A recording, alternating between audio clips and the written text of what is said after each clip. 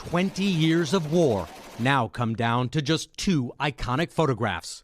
One of the last American C-17s taking U.S. troops on the lonely trip out of Afghanistan.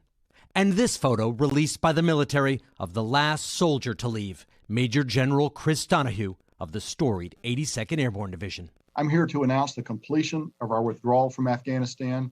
Just hours later, the Taliban rolled into Kabul airport, taking over the final piece of Afghanistan to be held by foreign troops. They fired in celebration and looked over the spoils the Americans left behind. The Pentagon says it made weapons and military equipment inoperable before American troops left. But they didn't destroy the airport, so the Taliban-run government can use it. The U.S. needs the airport, too. It will be one of the only ways out for Americans and vulnerable Afghans left behind by the evacuation. But it's unclear when the airport will be up and running again. The State Department says fewer than 200 Americans remain. If an American in Afghanistan tells us that they want to stay for now, and then in a week or a month or a year, they reach out and say, "I've changed my mind," we will help them leave. The Taliban said today marks a new beginning, and it does. It's also a repeat of the past. The Soviet Union occupied Afghanistan for 10 years in the 1980s until they left, bruised and humbled, beaten by a small band of Islamic fighters backed by the CIA.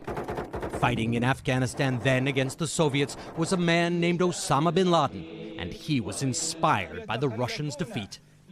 If guerrilla fighters could topple the mighty Soviet Union, why not the United States? The world saw the results. Now it's the United States being driven out of Afghanistan by a group of Islamic fighters.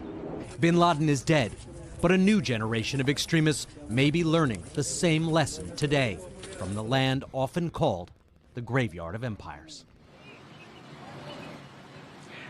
And there are not only Americans still in Afghanistan, there are many translators who worked with American forces, and there are many, many efforts, often by veterans, private groups, to try and stay in contact with those people, keep them safe, keep them hidden until the airport can open up, they can get their documents, and potentially they can be evacuated from the country.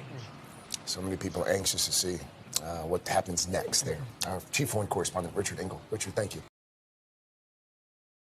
Hey, thanks for watching our YouTube channel. Find your favorite recipes, celebrity interviews, uplifting stories, shop our favorite deals, and so much more with the Today app. Download it now.